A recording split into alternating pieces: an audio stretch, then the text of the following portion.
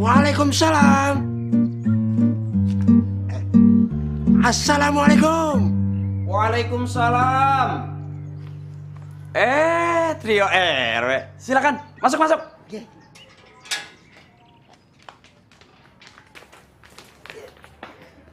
Waduh, sehat-sehat ya?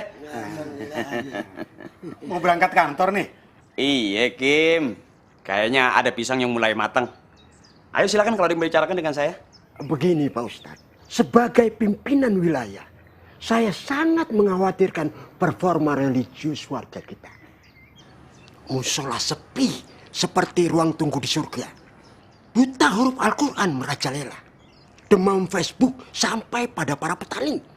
Perdagangan narkoba. Narkoba nggak ada di sini.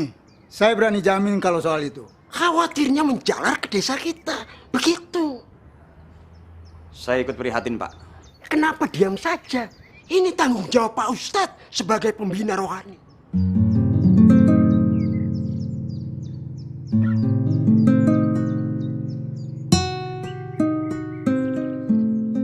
Ini memang tanggung jawab saya.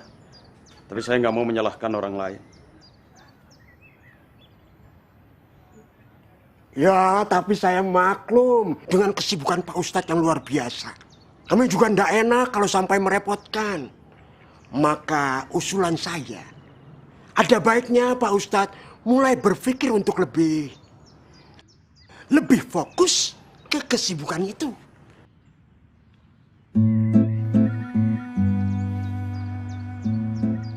Ustadz, ulama, itu bukan jabatan kayak di kantor yang bisa disuruh mundur kapan aja. Ini kewajiban orang-orang yang berilmu untuk bersyiar. Jadi saya nggak akan mundur.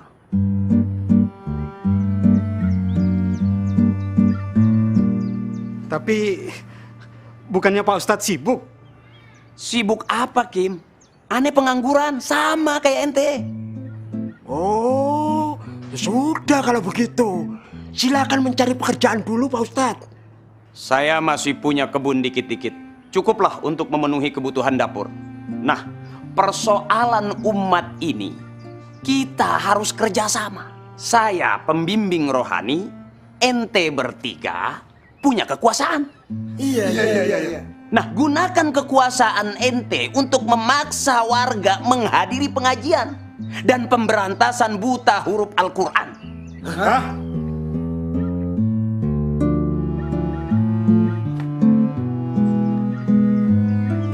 Sok tahu sih jadi orang.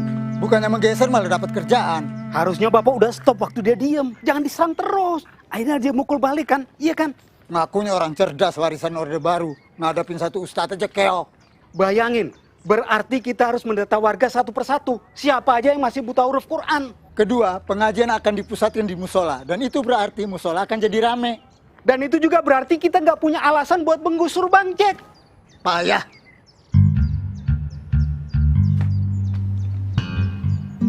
Ada uang 10.000. Buat apa?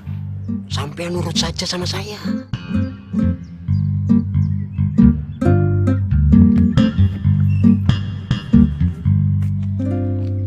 Buat apa duit itu? Dalam keadaan bingung gini, saya hanya bisa tenang kalau menggenggam uang dan kembali berpikir jernih. Tidak tahu kenapa. Hah, gombal. Balikin duit saya.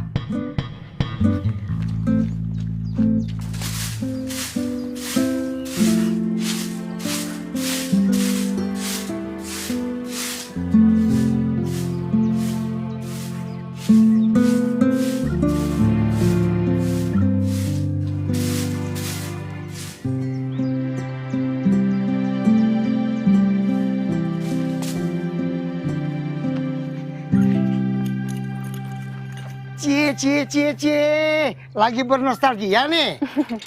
Kebetulan aja lewat, Bang. Tapi di sebelah Kalila kelihatan bersedih tuh. Mungkin masih terkenang-kenang. Sorry Dimori, gue nggak pernah menangisi harta gue yang pernah hilang, Teh.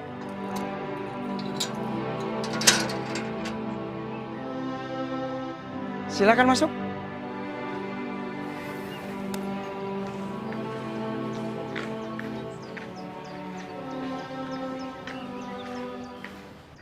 Gue pengen lebih dekat sama Allah. Emangnya waktu kita tinggal di rumah ini kita jauh sama Allah, Om? Kita tetap dekat sama Allah, tapi dengan syarat banyak. Sebagai orang terkaya, kita dikasih syarat nggak boleh sombong. Harus selalu nengok kanan kiri. Siapa tahu ada yang kelaparan. Bayar zakat dan bersedekah lebih banyak dari orang lain. Kalau ada panggilan pergi haji, kita duluan yang maju. Capek nggak tuh hidup kayak gitu? Astagfirullah. Om Jalal nih. Emang hidup Om Jalal sekarang nggak capek? Om udah bukan orang miskin lagi loh. Walaupun Om Jalal tinggal di gubuk, tapi uang Om Jalal banyak. Gubuk itu aja kan udah Om beli beserta tanahnya. Om dapat syarat yang sama dengan waktu Om tinggal di rumah ini. Emang gitu? Ya iyalah. Emang sekarang gua orang kaya, Teh? Semua orang tahu di gubuk bapak ada duit sekoper. Duit sekoper dari mana? Gua udah bangkrut, Teh. Dulu bangkrut, sekarang bangkit.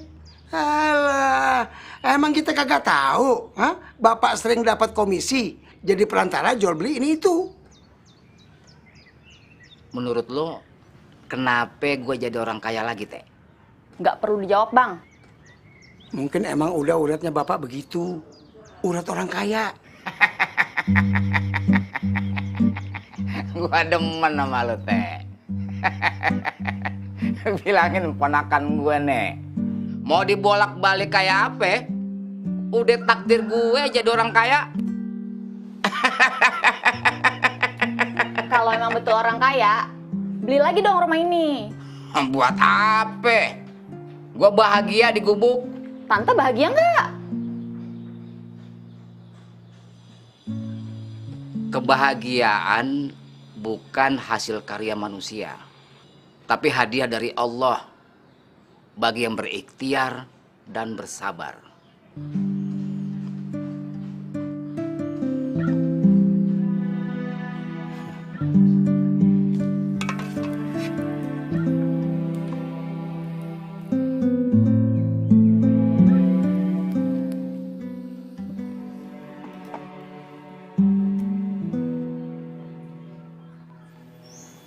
Dari tadi ngeliatin Loli terus.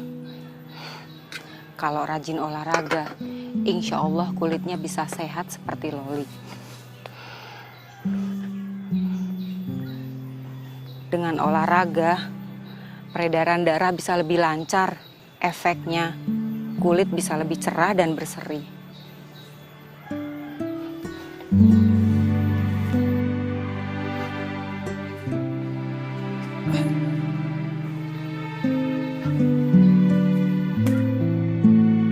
Ngapain sih kamu, Lol? Lagi kickboxing aerobik, Bu. Banyak contohnya di internet. Semalam Loli habis browsing. Dapat gerakan baru lagi, Bu. Jadi nggak bosen. Misalnya. Sini duduk. Ibu mau ngomong. Siap, Bu.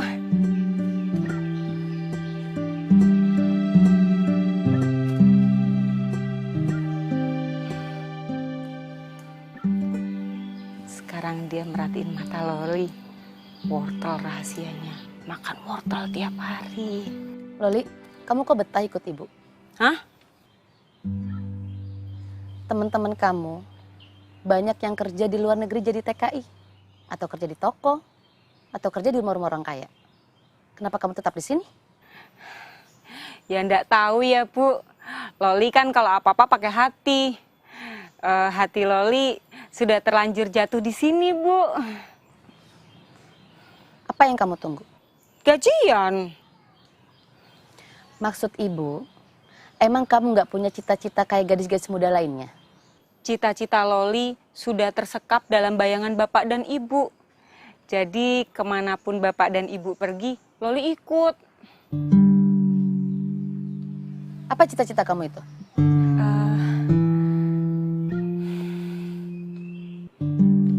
Loli ingin selalu menyatu dengan Bapak dan Ibu. Dengan cara? Dengan cara baik-baik. Apa yang kamu maksud menyatu dengan cara baik-baik itu, Lol? Secara agama, Bu. Loli dibayar secara adil sesuai dengan hak dan kewajibannya. Di hadapan Allah nanti, para majikan dan pembantu akan dipertanyakan pelaksanaan hak dan kewajibannya. Di tempat lain juga begitu? Tapi di sini lain, Bu. Lain gimana? Karena di sini ada Bapak. Hah? Dan Ibu. Ah, udah. Pusing ngobrol sama kamu. Pengen ngobrol enak malah deg-degan terus. Terusin masak ya. Iya, Bu. Iya, Bu. Ibu sendiri kenapa suka hidup sama Pak Jalal? Banyak petualangannya, hidup jadi seru. Ih, kok selera kita sama ya, Bu?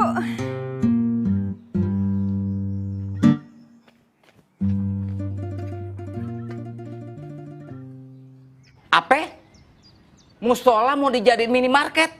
Saya dengar sendiri, Pak.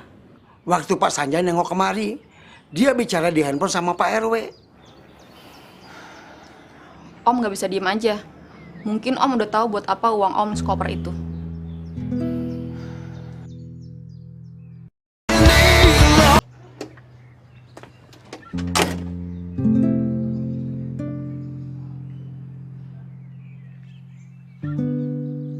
Bang, buruan.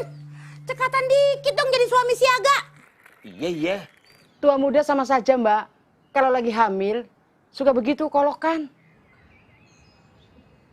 Ngadepin perempuan hamil tuh mesti cekatan, Bang. Setiap saat apa juga bisa terjadi.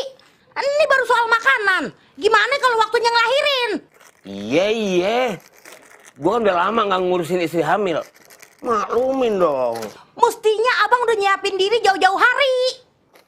Iya. Lagian ngapain mesti hamil sih? Harusnya kan udah gersang. Apa, Bang? Enggak. Ini nih, ikat plastiknya kayak ikat leher. Kenceng banget, Po. Ini tukang warung kayaknya mau ngajak berantem nih. Pakai gunting nape? Astagfirullah. Kenapa nggak kepikiran ke situ ya?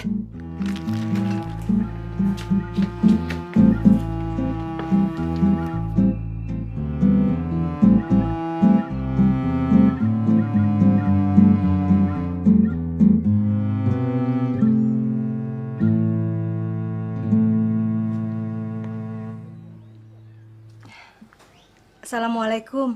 Waalaikumsalam. Salam. Anak cantik. Masuk.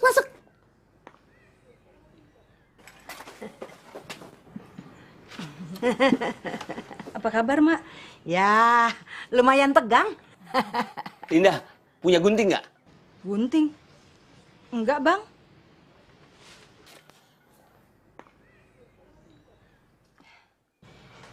Linda sendirian aja? Yang lain kemana? Udah seminggu ini pada tinggal di musola, Mak. Acara lamarannya Juki dibatalin. Apa? Si Juki emang anak gak tau diuntung. Udah bagus ada cewek yang mau sama dia. Malah dibatalin. Yang batalin ceweknya, Mak. Oh my God. Gue sih nggak heran. Udah takdirnya Juki ditinggalin semua orang.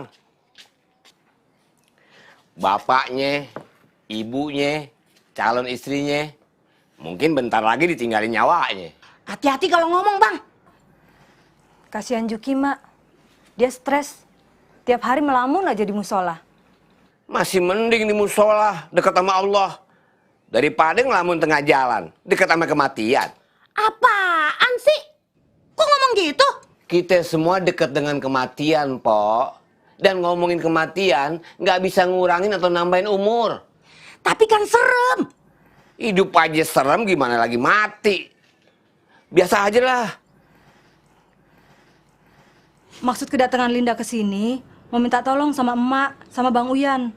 Tolong bicara sama Juki, biar dia bisa tenang dan mau menerima kenyataan. Mana mau dia denger omongan tukang bir kayak kita. Takut ngerusak hajinya. Ya nggak gitulah, Bang. Juki butuh dukungan. Bayar aja orang dari ormas. Pasti mau ngedukung dia. Seorang 20.000, beres. Please deh, Bang. Ini juga menyangkut kepentingan orang banyak. Kasihan Juki diem terus. Bagus lah. Selama ini emang udah kebanyakan ngomong. Ya, asal dia mau dengerin omongan tukang bir sih, boleh-boleh aja. Kita kesana.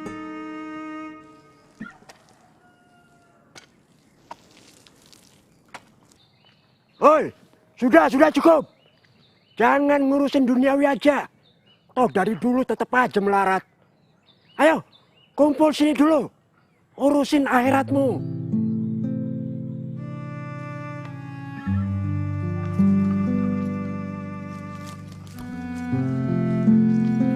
Ada apa, Pak?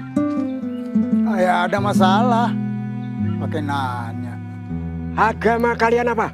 Ya sama lah kayak lu, Drus. Jangan sok keren, Om. Nyamain saya. Islam, Drus, Islam. Sholat. Ya sholat dong. Coba baca Al-Fatihah. Ya bisa lah. Buat apa sih, Pak? Nanya-nanya begitu. Bandel lu ya, banyak nanya. Lu jangan macam-macam. Data lu ada di sini. Al-Fatihah. A'udzubillahi minasyaitonirrajim.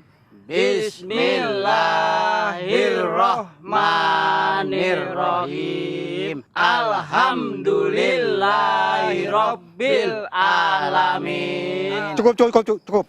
Baca Al-Fatihah aja pada belepotan gitu. Lo bertiga termasuk yang gak fasih. Masuk daftar blacklist. Setiap orang kan berbeda-beda kemampuannya, Kim. Gak semuanya orang pinter. Udah tahu bodoh. Diem aja. Belajar dong, belajar. Kalau bahasa Inggris, gua agak lumayan, Drus. Gak penting, Om. Gak bisa ngomong Inggris. Gak bakal ditanya di akhirat. Tapi gak bisa baca Quran. Itu akan menentukan bobot agama kalian. Dan saya nggak mau punya warga yang buta huruf Al-Quran. Mau ditaruh di mana muka saya ketika saya bertemu dengan Allah nanti. Bapak sendiri fasih nggak? Ayos, urus. Lu pingin hidup repot? Gua bisa ungkit semuanya nih. Mulai dari iuran RT, iuran sampah, sampai soal lu mangkil dari kerja bakti. Semua data lu ada di gue. Iya, Pak. Maaf, Pak. Iya. Masih meragukan kemampuan saya dalam kepastian membaca Quran? Enggak, Pak. Enggak, maaf, Pak. Enggak. Nanti akan ada undangan wajib belajar Quran buat lo bertiga. Wajib datang. Yang nggak hadir, bayar uang ketidakhadiran 10.000. Hah? Jangan haho-haho aja. Putus.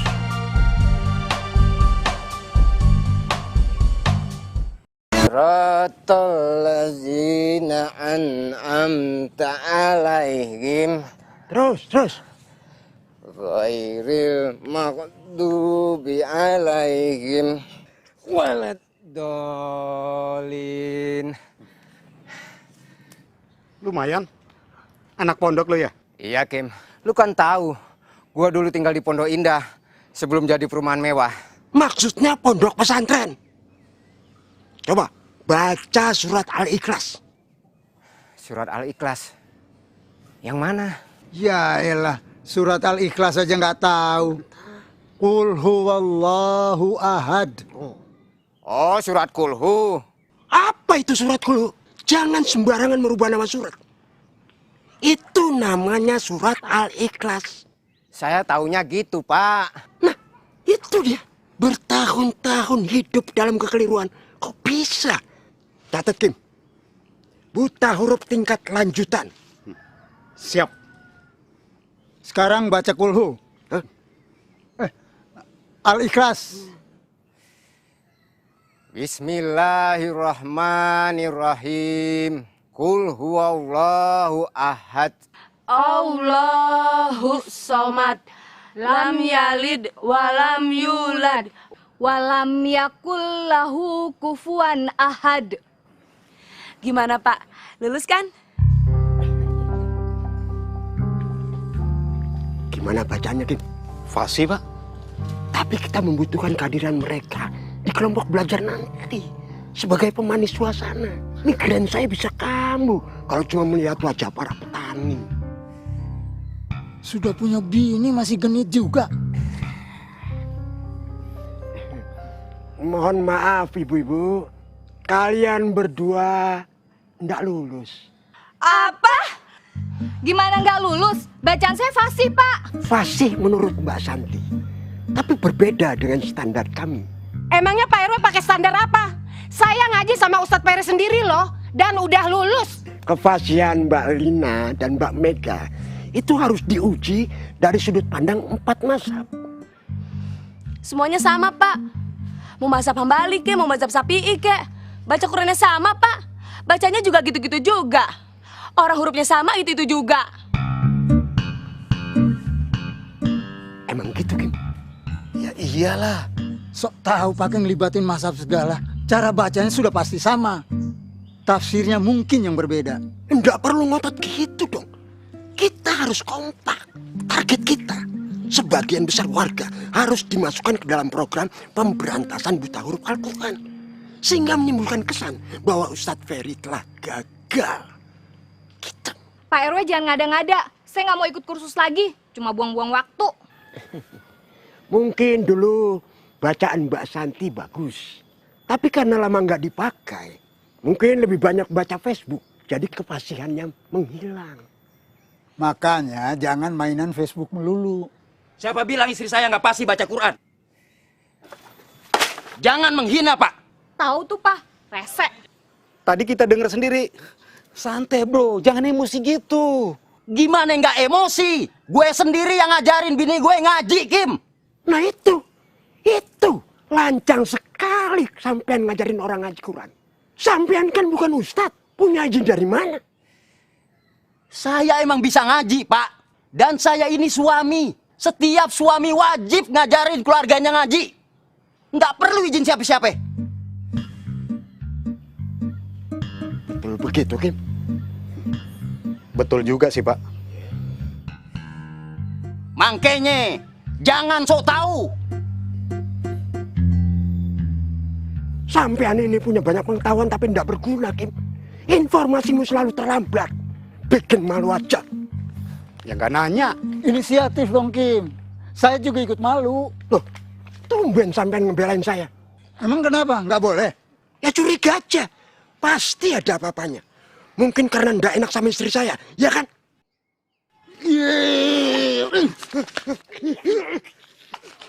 Terserah ente berdua pada mau ngapain. Saya mau pulang makan.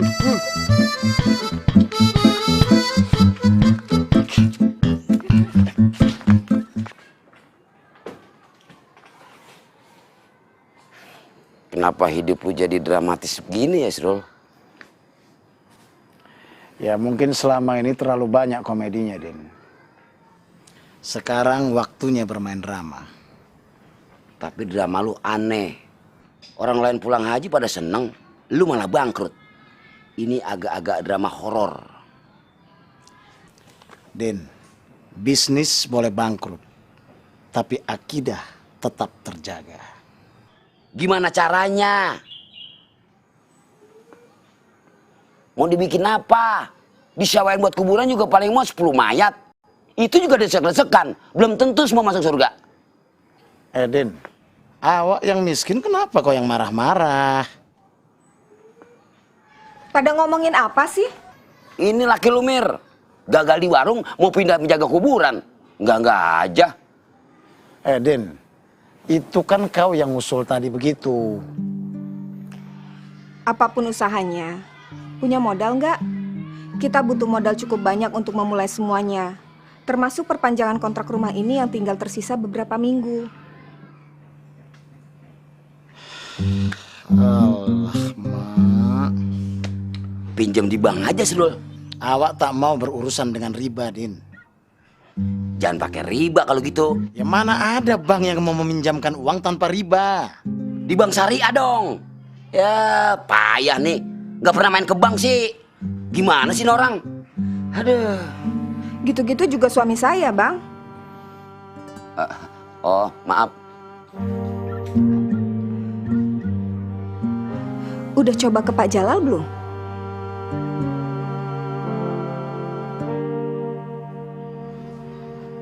Kita akan jadi bulan-bulanannya Pak Jalal, Din.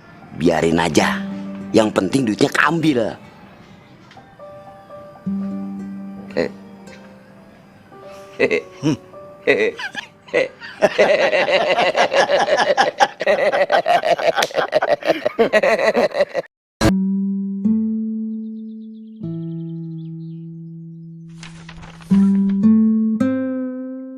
Innalillahi.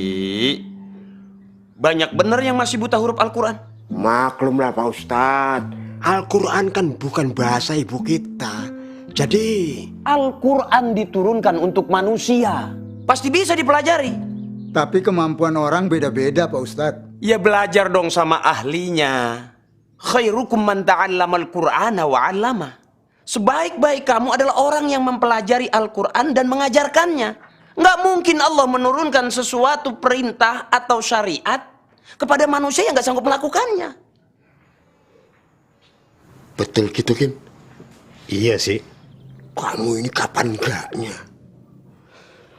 Ada apa? Nganu Pak Ustadz, ini sekedar usul dari saya. Bagaimana kalau kita panggil guru ngaji dari luar? Kan ada saya sama Bang Jack. Buat ibu-ibu biar istri saya yang ngajarin. Maksudnya guru yang dari luar punya metode baru, gitu Ustadz. Metode saya memang metode lama, tapi terbukti lebih akurat. Saya akan pelintir lidah orang sampai bisa ngucapin huruf zal, kho, to, dod, dan panjang pendeknya. Saya nggak akan lepas yang belum lulus. Oh ya repot toh. Kapan bisanya? Bukan yang penting bisa, yang penting bener.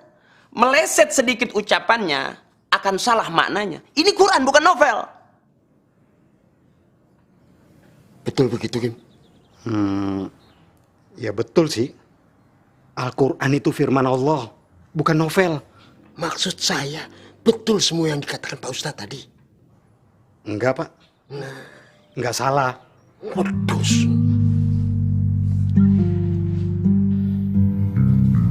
Mah, emangnya Lina, Santi, dan Mega belum bisa baca Al-Quran? Bisa kok. Mereka sering jadi contoh buat baca surat-surat pengajian. Kata Pak RW belum pada bisa. Oh ya? Nganu, maaf.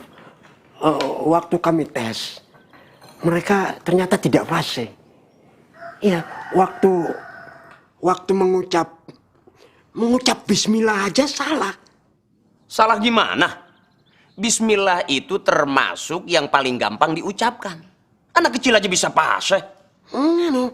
Ngucapinnya jadi astagfirullah atau apa gitu.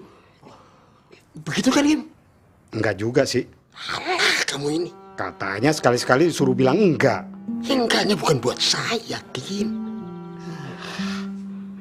Tapi nggak ada salahnya dites ulang, Pak. Kebetulan udah lama nggak ada pengajian. Mungkin juga fasihan mereka mulai hilang. Kan mereka bisa ngaji di rumah. Di rumah pada sibuk dengan TV dan handphone, Pak. Harus ada yang membimbing. Papa yang harus memastikan itu. Silakan diminum tehnya. Oh, iya. Terima kasih.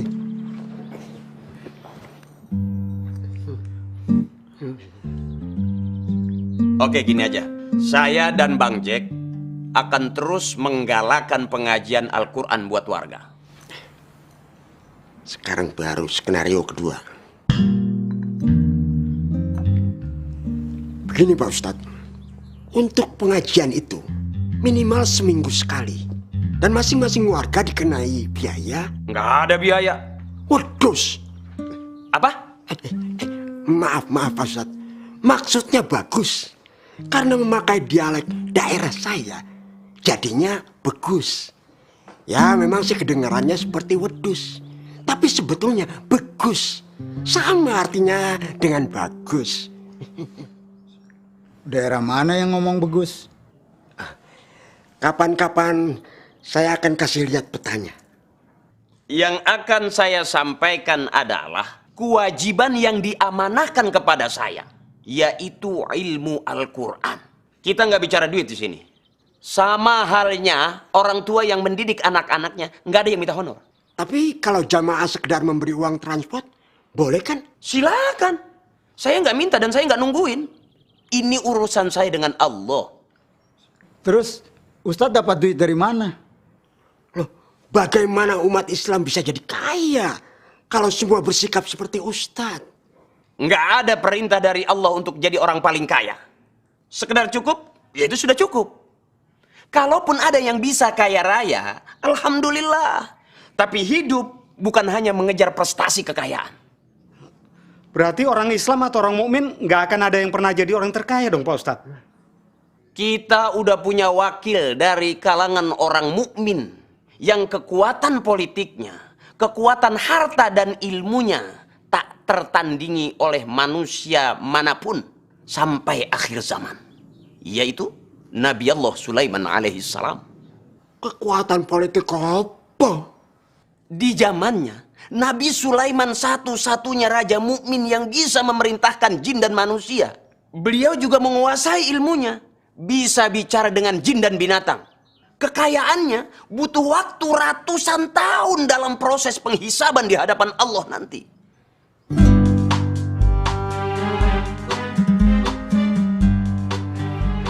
Saya nggak akan pernah menyerah. Kita masih bisa dapat duit dari proyek ini. Pasti ada jalannya.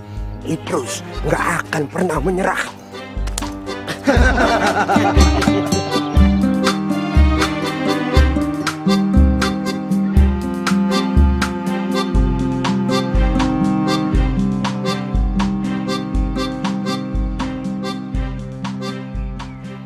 Lama-lama gue pinter ngitung nih. Apaan sih lu, Bang? Gue hitung bolak-balik dari kanan ke kiri, dari kiri ke kanan. Lu berdua masih diem-dieman aja. Dia yang nggak mau ngomong. Tabokin aja. Tadi juga ngomong aduh. Ngomong dong, Juk. Mau ngomong apa? Tuh, dia bisa ngomong, Pok.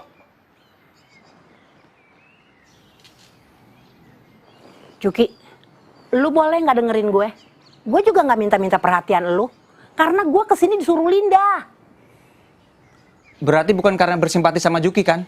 Gak butuh basa-basi. Jangan gitu, Juk. Biar jelek-jelek gini, Juk. Cantik-cantik gini juga emak tiri lo yang ngerawatin lo dari kecil. Terus kenapa? Mau minta ganti rugi? Hitung aja. Emang ngeselin lo jadi orang? Udah, Pok, aja ngomong. Juki, emang di dunia ini cuma ada satu cewek? Apa nggak ada lagi cewek yang lain? Mak, apa di dunia ini cuma ada satu kerjaan? Gak ada kerjaan lain selain jualan minuman keras. Hati-hati lu kalau ngomong. Hati-hati hidup, Mak. Nafkah gue bukan urusan lu. Lo nggak ngerokok kan, Pok? Begitu. Sok tahu banget tuh anak. Nyesel saya ngerawatin dia dari bayi, Bang. Tolong nasihatin deh, Bang. Menurut lo bagaimana? Ya, omongan Juki sih bener, Bang. Oh, masa sih? Ya iyalah, Bang. Mental bayi yang sudah terkontaminasi makanan haram sejak dalam kandungan pasti bakalan ada yang cacat. Jangan sok tahu lo. Lo nggak lebih pintar dari Bang Jack. Saya yang ngajarin mereka begitu, Bang. Dan saya justru bangga kalau murid-murid saya lebih pintar dari saya. Apa ini balasannya buat saya yang udah ngerawatin Juki dari bayi, Bang? Saya cuman ibu tiri. Saya ngasih makan Juki dari bayi dari hasil keringat saya sendiri. Jadi babu cuci di sono sini. Saya gendong kalau dia nangis. Saya tanggepin kalau dia marah. Tapi apa, Bang, balasannya apa? Jadi babu cuci halal nggak? Insya Allah halal. Nah, itulah hasilnya. Bayi yang dibesarkan dengan rezeki yang halal. Insya Allah dia bisa menasehati orang tuanya, mengajak orang tuanya pada kebaikan. Dia sendiri pernah jadi copet sebelum ketemu Abang. Bertahun-tahun makan dari hasil nyopet. Iya. Mungkin itu sebabnya kenapa mukanya si Juki cemberut melulu, terus matanya rada sipit. Ya. Betul. Nah, teman-temannya juga begitu. Enggak juga. Iya, maksud saya, sejak mereka ini bertiga tobat, mukanya jadi enak dilihat, enak ditemenin, ya kan? Cara hidup kita mempengaruhi kualitas kita di hadapan Allah. Insya Allah kualitas hidup kita di hadapan sesama manusia.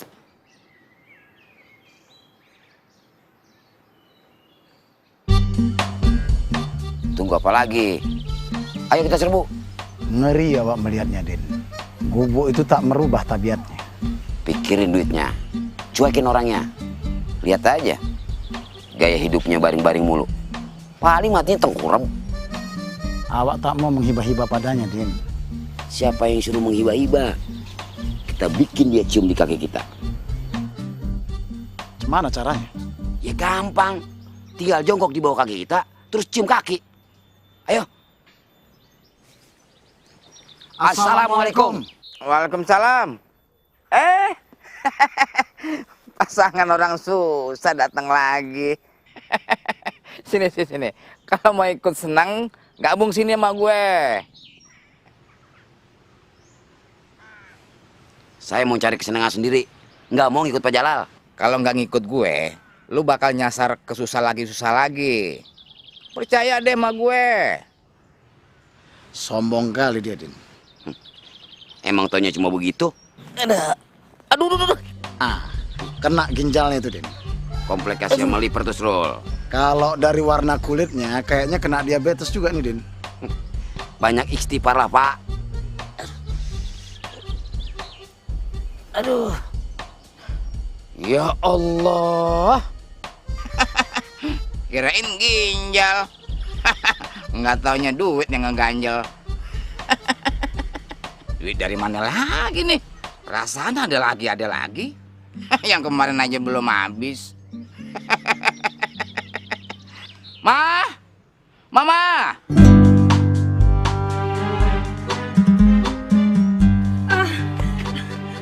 Ada apa ya, Pak? Udah diresmiin. Kok panggilannya sama? Ini nih, Bang Udin minta nomor HP lo. Kapan-kapan aja ya, Bang. HP Loli lagi mati.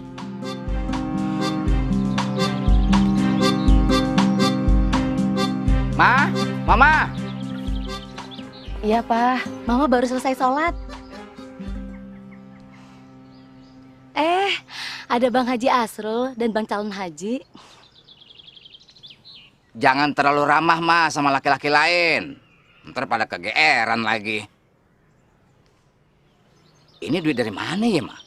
Ini kan komisi Papa yang jualin tanah orang. Kenapa Papa dapat duit lagi ya? Kan di koper masih banyak.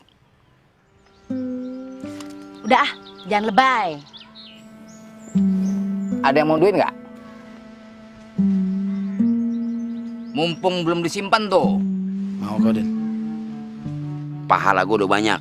Jangan sampai diganggu duit. Nabi Sulaiman dan Nabi Yusuf itu semuanya orang kaya. Pahalanya nggak pernah keganggu tuh. Pada ngomong apaan sih? Loli, buatin minuman untuk tamu. Oh, boleh. Ya harus boleh. Gimana sih kamu? Saya tinggal ke dalam dulu ya. Iya, silakan. Gue yakin Bu Jalal sekolahnya bener, ada etikanya, nggak kayak suaminya. Kalau sekolahnya mungkin sama, Din. Tapi yang satunya suka bolos. Oh. Lu pada mau ngapain ke sini? Ngeganggu jadwal zikir gua aja. Kami kemari mau menuntut hak kami.